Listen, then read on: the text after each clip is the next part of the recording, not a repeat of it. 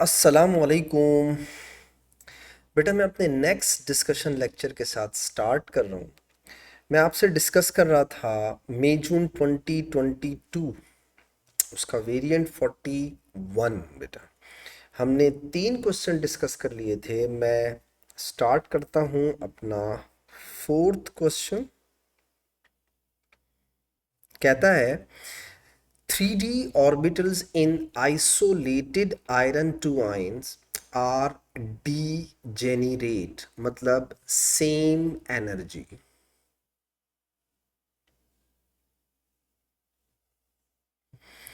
Complete the diagram to show the splitting of d orbitals energy level in isolated ion जब वो degenerate हो when iron two ion form octahedral complexes।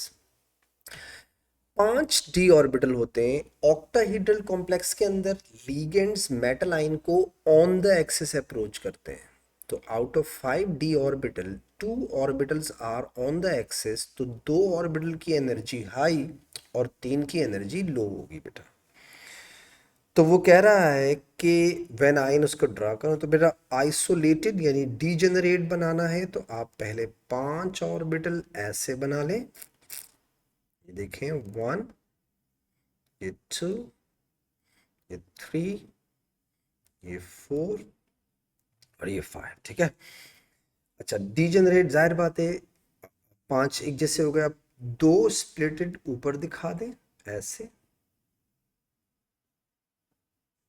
और 3 जो है वो नीचे दिखा दें बेटा।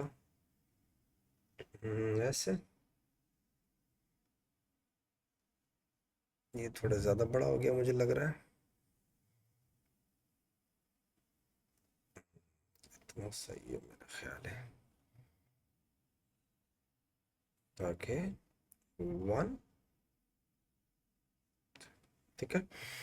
ये इनके बीच में एनर्जी का डिफरेंस होगा बेटा। ये हो गए आपके ई जी और ये हो जाएंगे आपके टी टू जी। ये आप सब आपको मैंने क्लास के अंदर बताया। और अगर ये टेट्राहेड्रल स्प्लिटिंग होती तो आपके जो लीगेंड्स है वो बिटवीन द एक्सेस अप्रोच करते, तो 3 ऊपर चले जाते और 2 नीचे होते हैं। ठीक है। बाईपीरिडीन सही है इज बाइडेंटेट लीगेंड। ठीक है। तो जाहिर बात है एक लोन पेयर इसके पास है, एक लोन पेयर इसके पास है। वो explain what is mean by the bidentate ligand. Ligand ऐसा लीगेंड बेटा जो आयन या मॉलिक्यूल जो 2 pair of electron they for dative bond. ठीक है। तो आयन और a molecule which can donate 2 pair of electron to central metal ion for dative bond।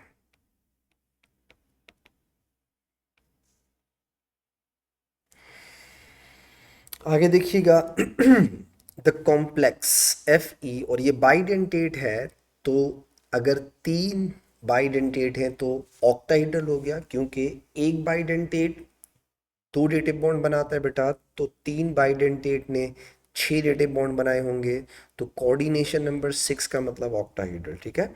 Exist as 2 stereo isomers, बिल्कुल हमने ये क्लास में भी पढ़ा हुआ है। ऑप्टिकल आइसोमर्स होंगे इसके। Complete the three-dimensional diagram to show the stereoisomers of this और show this हो जाएगा। मुझे यकीन है इसमें आपको कोई प्रॉब्लम नहीं हुई होगी। 3 डायमेंशनल का मतलब वो ऐसे डार्क और डॉटेड लाइन बनाया करो। ठीक है।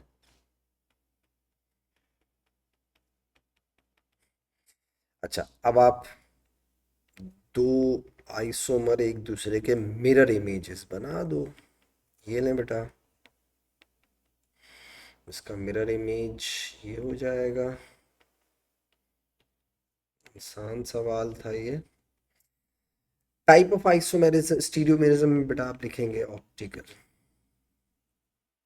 आगे देखो, standard electrode potential can be standard electrode potentials can be used to compare the stability of different complex ions, ठीक है, for a given transition elements. List electrode potential for some electrode reactions or iron 3 plus iron 2 plus system. Use relevant data from table 4.1 to state which iron 3 complex is hardest to reduce. अच्छा, तीनों reduce हो रहे हैं forward direction में। वो कह रहा है सबसे मुश्किल कौन सा होगा, यानी हार्डेस्ट टू रिड्यूस का मतलब मोस्ट लाइकली नॉट फीजिबल। इनमें से कौन सा है जो फॉरवर्ड नहीं जाएगा, फीजिबल नहीं होगा? देखो बेटा, बहुत आसान तरीका है। आपको याद है, आप वोल्ट वैल्यू को गिब्स एनर्जी में कन्वर्ट कर सकते हैं। कैसे बेटा? Delta G is equal to delta H minus T delta S. I am so sorry, आप गिब्स एनर्जी में कन्वर्ट कर सकते हैं delta G is equal to minus n into F into E naught. आपको ई नॉट दी हुई है, Faraday आपके पास है, number of moles of electron सब में एक एक है, तो आप इसकी डेल्टा जी की वैल्यू निकाल सकते हैं ना।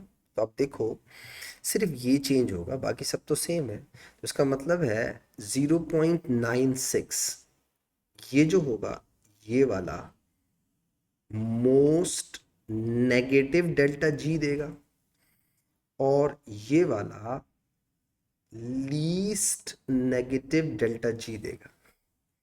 तो डेल्टा जी नेगेटिव हो तो मोस्ट फीजिबल होता है। इसका मतलब है this one is most feasible and this one is least feasible. हो गया? तो आप चाहो तो उस लिहाज से देख लो, वरना तो समझ में तो आ गई ना बात आपको। ठीक है, आपने डेल्टा जी की वैल्यू निकाली minus n into F into E naught से, और चेक कर लिया सबसे ज्यादा डेल्टा जी नेगेटिव किस में है। तो सबसे ज्यादा नेगेटिव है 0.96 वाले में, और सबसे कम नेगेटिव किस में होगा? 0.36 वाले में। ठीक है, तो वो सबसे कम फिजिबल और ये वाला सबसे ज्यादा फिजिबल। वो कह रहा है सबसे कम फिजिबल हार्डेस्ट रिड्यूस, तो हमें लिखना चाहिए FeCN6 3 माइनस बेटा। अब एक्सप्लेनेशन में आपकी मर्जी, आप लिख दें ई नॉट वैल्यू इज लेस, सही है, E naught value is least positive, hence delta G will be least positive, least negative.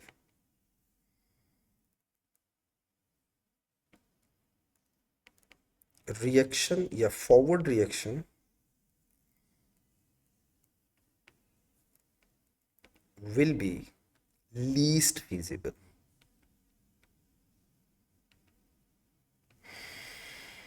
कैसा? आगे आ जा। The ligand bipyrimidine consists of two pyridine rings, ठीक है।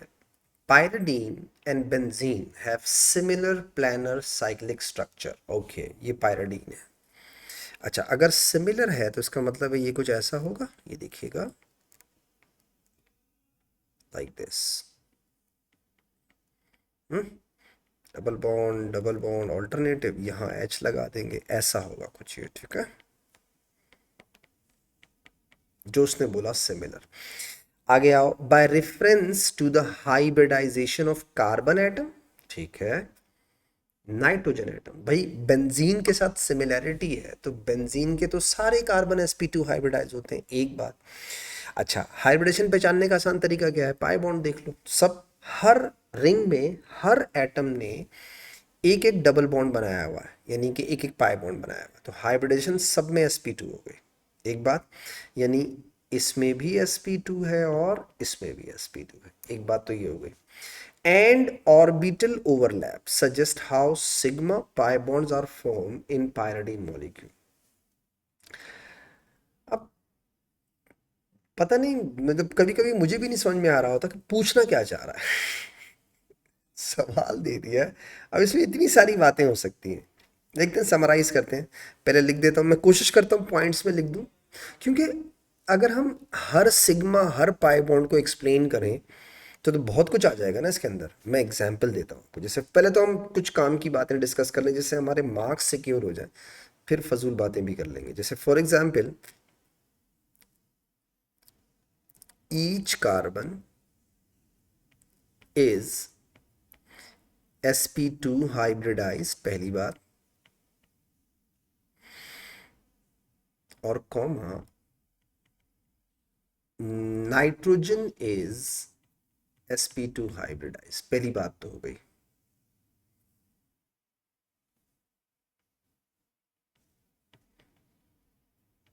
ठीक है, अब आ जाओ। Sigma bonds are formed by head on overlap, while pi bonds are formed by sideways overlap। दो बातें हो गई। अब आओ, 6,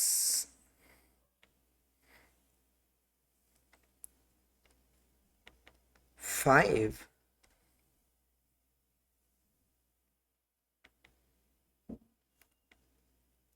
sigma bonds between carbon hydrogen, 1 2 3 4, 4 sigma bonds between carbon carbon, 2 sigma bonds between carbon and nitrogen. Sigma हो गए। अब आते हैं पाई पे। तो 2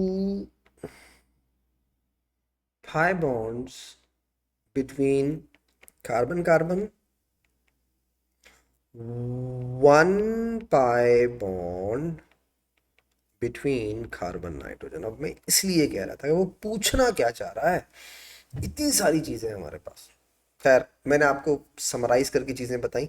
आई होप आपने अगर इसमें से 3 पॉइंट भी लिखे होंगे तो ये आपको 3 मार्क्स दे देगा। ठीक है। Pyridine react with chlorine in the presence of AlCl3। तो जब पायरिडीन बेंजीन की तरह है तो पायरिडीन बेंजीन की तरह रिएक्शन भी कर रहा है, देखें आप। ठीक है। और इसने एक पोजीशन छोड़ के एक पे क्लोरीन लगाया। ठीक है, यही काम बेंजीन के साथ भी होता है। The mechanism of this reaction is similar to that of chlorination of benzene. With chlorine generate this complete the diagram mechanism and this including charge dipole lone pair सब बनाओ, सब कुछ वैसे इट इज है। यहाँ से ये बनाया, इस पोजीशन पे लगाना है, बस पोजीशन का ख्याल रखिएगा। ये ले बेटा, बिल्कुल बेंजीन के साथ जैसे बेंजीन बनाते हैं ना वैसे ही बना देते हैं। ये हो गया H, ये हो गया Cl, और यहाँ है N। ठीक है। एन एडजेसेंट पोजीशन से ला करके एडजेसेंट तक यूं करके ये हो गया। हाइड्रोजन इलेक्ट्रॉन दे के चला जाएगा। ये बन गया आपका कंपाउंड, साथ में H+ आयन रिमूव हो गया, डन हो गया। आगे देखिए, compare the relative, question number 5 पे आ गए। Compare the relative acidities of benzoic acid, phenyl methanol और फिनोल। Explain your answer. देखो बेटा, बेंजोइक एसिड जाहिर बात है सबसे मोस्ट एसिडिक होगा, तो इसमें बेंजोइक हो गया, और लीस्ट होगा फिनाइल वाला, और ये हो जाएगा फिनोल। ये तो हो गई बात। अब एक्सप्लेनेशन देनी है। तो एसिड की स्ट्रेंथ किस चीज़ पे डिपेंड करती है? उसकी कॉन्जुगेट बेस की स्टेबिलिटी के ऊपर बेटा। एक एक करके बता देते हैं। बेंजोइक एसिड आप सबको पता है, बेंजोइक एसिड ऐसा होता है, ये देखिए, this is called benzoic acid. तो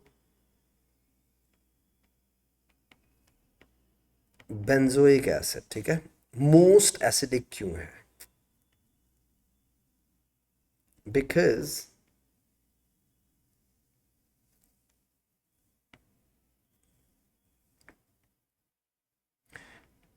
lone pair of electron is delocalized over carbonyl group in conjugate base, which increases stability of conjugate base। एक बात हो गई। फिनोल में देख लेते हैं। फिनोल के लिए lone pair of oxygen is delocalized into benzene ring, ठीक है, और फिनाइल मीथेनॉल में, ये जो फिनाइल मीथेनॉल में बेसिकली ये जो CH2 लगा हुआ है ना इसके साथ, ये वाला, ये इलेक्ट्रॉन डोनेटिंग है। CH2 इलेक्ट्रॉन डोनेटिंग, या आप इसको पॉजिटिव इंडक्टिव इफेक्ट भी कह सकते हैं, ठीक है, AS में भी बहुत डिटेल से पढ़ा है। तो CH2 electron donating create positive inductive effect and decreases stability of conjugate base। आगे देखिए, a series of 9 separate experiments is carried out as shown in table 5.1, ठीक है, कह रहा है complete the table by placing a tick, okay, in the relevant box in the occurred, please cross in the box no reaction। अच्छा, sodium का benzoic acid के साथ reaction होता है, बिल्कुल होता है। बेसिकली फिनाइल मीथेनॉल अल्कोहल है, क्या अल्कोहल का रिएक्शन सोडियम के साथ होता है? बिल्कुल होता है, और फिनोल के साथ भी होता है। यह सिर्फ नॉलेज बेस्ड क्वेश्चन है बेटा, टिक टिक। सोडियम हाइड्रोक्साइड के साथ बेंजोइक एसिड होता है, अल्कोहल के साथ सोडियम हाइड्रोक्साइड रिएक्ट नहीं करता। फिनोल के साथ सोडियम हाइड्रोक्साइड रिएक्ट करके सॉल्ट देता है। सोडियम कार्बोनेट बेंजोइक एसिड के साथ तो रिएक्ट करता है, अल्कोहल और फिनोल के साथ रिएक्ट नहीं करता। तो ये सिंपल, जब हमने फिनोल स्टार्ट किया था रिएक्शन में, पहला लेक्चर जब हमने दिया था, उस वक्त हमने ये सारी चीज़ें पढ़ी हुई हैं। एसिडिटी ऑफ फिनोल के अंदर, एसिड स्ट्रेंथ ऑफ फिनोल के अंदर, वो पहले हमने ये रिएक्शंस पढ़े थे, तीनों के रिएक्शंस, और यही तीन रिएक्शन पढ़े थे, सोडियम के साथ, बेस के साथ और कार्बोनेट के साथ। तो आई होप आपको याद होंगे। Benzoyl chloride can be synthesised by reaction of benzoic acid with this, ठीक है, कंप्लीट द इक्वेशन। तो ये इसने बना दिया, साथ में POCl3 और साथ में HCl बनाएगा। थायोनाइल क्लोराइड के साथ लगाओगे तो सल्फर डाइऑक्साइड और HCl बनाएगा। Simple balance chemical equation, AS level से बोलता हुआ आ रहा हूँ कि आपके सिलेबस का पार्ट है, आपको याद होनी चाहिए। Use your answer C1, okay, यही आंसर है हमारे C1 के। To suggest why it is easier to isolate pure form of this from reaction 2 compared to reaction 1। ओ, देखो दोनों केसेस में वो बोल क्या रहा है, पहले वो समझाता हूँ। वो ये कह रहा है कि ये जो बेंजोइल क्लोराइड है और ये जो बेंजोइल क्लोराइड है, ये दोनों में प्रोड्यूस हो रहा है। लेकिन अगर आपको बेंजोइल क्लोराइड आइसोलेट करना हो तो रिएक्शन टू में ज्यादा इजी है निकालना, मिक्सचर से बाहर निकालना एज कंपेयर टू दिस। उसका रीजन ये है बेटा कि POCl3 रूम टेम्परेचर पे क्या है, लिक्विड, जबकि ये दोनों क्या हैं, गैसेस। तो गैसेस तो उड़ जाएंगी, एवापोरेट हो जाएंगी, स्केप कर जाएंगी, तो आपके पास क्या बचेगा, ये। अब मसला ये है, ये भी लिक्विड है और ये भी लिक्विड है, तो होगा क्या, मिक्स हो जाएंगे, सेपरेट करना डिफिकल्ट है। गैसेस के साथ ऐसा नहीं होगा, गैसेस तो एवापोरेट हो जाएंगी, तो सही है। तो हम कह सकते हैं in reaction to SO2 and HCl, both are gases which can escape, while POCl3 in reaction 1 is liquid। मुश्किल होगा। Benzoyl chloride is hydrolysed by water. ये बिल्कुल वही रिएक्शन है बेटा जो हमने addition elimination reaction with mechanism पढ़ा था एसाइल हैलाइड का, वही चीज है ये। Complete the diagram to show the mechanism for the reaction of this and water hydrolysis जो बोल कर रहा है इसकी, तो include charges, dipole, lone pair, ये सब आपने किया हुआ है। एडिशन एलिमिनेशन रिएक्शन देखो बेटा, ये वाटर का ऑक्सीजन है, इसके पास एक लोन पेयर है, ये स्लाइटली नेगेटिव है, ये स्लाइटली पॉजिटिव है। लोन पेयर से पॉजिटिव बनाया करो एरो, ऑक्सीजन एक इलेक्ट्रॉन अपने पास ले ले, तो ये कुछ ऐसा हो जाएगा, देखिएगा बेटा।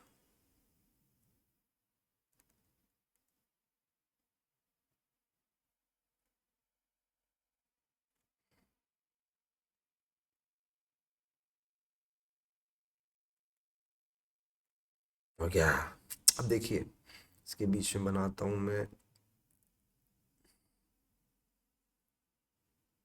ऐसे, नाउ सी, ये हो गया O नेगेटिव क्योंकि इसने कार्बन से इलेक्ट्रॉन लिया, यहां लगा हुआ है Cl, और यहां है H2O, चूंकि ऑक्सीजन ने 3 बॉन्ड बना लिए तो प्लस चार्ज। अब बना लेते हैं, ये हुआ, ठीक है। तो क्लोरीन इलेक्ट्रॉन लेके भाग गया, क्लोराइड बना, H इलेक्ट्रॉन दे के भाग गया तो HCl बन जाएगा, प्रोडक्ट बन जाएगा बेंजोइक एसिड। तो बेंजोइल क्लोराइड से क्या बन गया, बेंजोइक एसिड। हमने क्लास के अंदर बेंजोइल नहीं किया था, हमने क्लास के अंदर एसाइल से किया था, तो कोई बात नहीं, एक ही बात है, उसने बेंजोइल दे दिया। Name the type of mechanism, addition elimination. देखो ऐड भी हो रही है और रिमूव भी हो रही है, तो हम उसे बोलते हैं बेटा addition elimination reaction. Part E को देखिएगा, acyl chlorides react with sodium carboxylate to form acid anhydride, ठीक है, इन फिगर 5.1। अच्छा पहले इसमें हुआ क्या देखिएगा, ये Cl है, ये हटा, और ये Na हटा, और इनका आपस में O के साथ C का बॉन्ड बन गया। देखो यही चाहिए, यही काम हो रहा है, और उसे देखिएगा, और ये NaCl बाहर आ गया, ठीक है। Condensation polymer, poly anhydride and polyester are made by similar method, okay. The repeat unit, एक रिपीट यूनिट दिया हुआ है, यूनिट्स नहीं बोला, रिपीट यूनिट का मतलब एक यूनिट दिया हुआ है। For a poly anhydride is shown in figure 5.2, okay. अब बोल रहा है use figure 5.1 and figure 5.2 suggest the structure of the two monomers that are use to make. अच्छा अब गौर से देखिएगा, एक्चुअली मतलब एक मोनोमर ये वाला होगा, एक मोनोमर ये वाला होगा असल में, ठीक है, जो बनाता जाएगा। अब जाहिर बात है अगर यहाँ Cl और यहाँ भी Cl लगा हो और यहाँ पर और से देख, मैं थोड़ा आसान करके समझाऊं, जरा देखिएगा बेटा, मैं जरा आसान करके समझाता हूँ।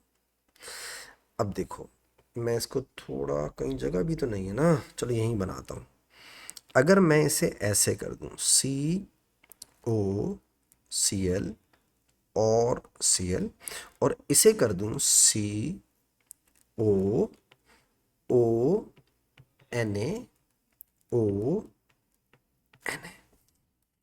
अब बताओ अगर ये आपस में कंबाइन होते जाएं तो पॉलीमर बनता जाएगा कैसे?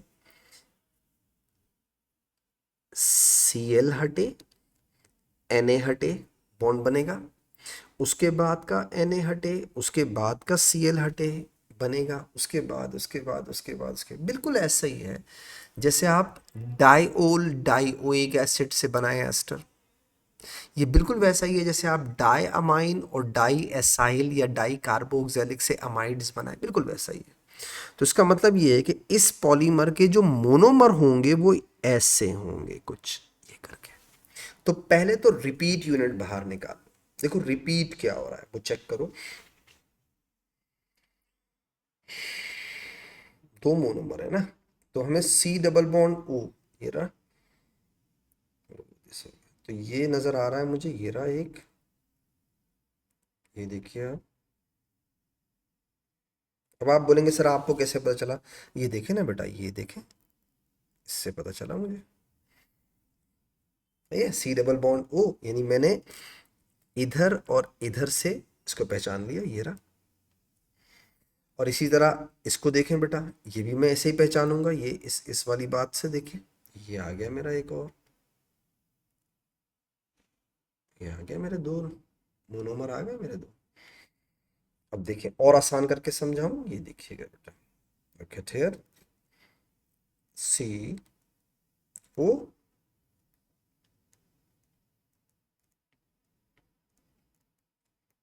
अब ये इतना लंबा है ना, खैर, OCH2।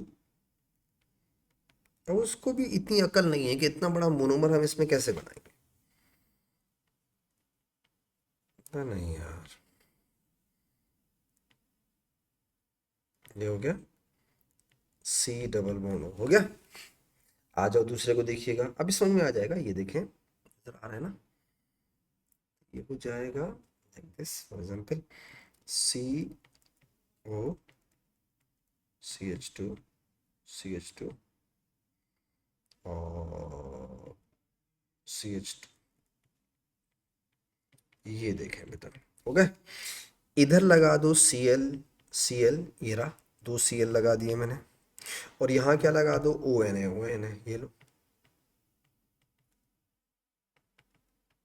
अब आप सोचो अगर ये आपस में कंबाइन होते जाए, सही है, तो Cl NaCl बनाएगा, NaCl and so on, combine होते जाएंगे, कंडेंसेशन पॉलीमर होते जाएगा, ठीक है। तो ये दो हो गए monomer. Poly anhydrides are biodegradable polymer, suggest how. तो बायोडिग्रेडेबल उन्हें कहते हैं जिनमें रिएक्टिव साइट्स होती हैं जो हाइड्रोलाइज हो जाती हैं, ठीक है।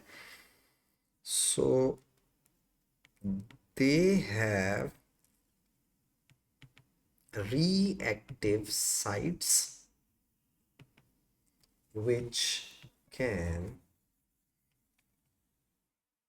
hydrolyze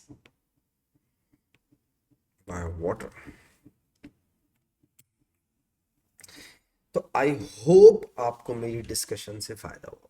इंशाल्लाह बेटा एक और लेक्चर इसका आएगा, उसमें ये हमारा पेपर कंप्लीट हो जाएगा। तो मुझे उम्मीद है आपको मेरी डिस्कशन से फ़ायदा हुआ होगा। इंशाल्लाह नेक्स्ट डिस्कशन लेक्चर में आपसे फिर मुलाकात करूंगा, तब तक के लिए मुझे इजाज़त दीजिएगा। दुआओं में ख़ास याद रखिएगा बेटा।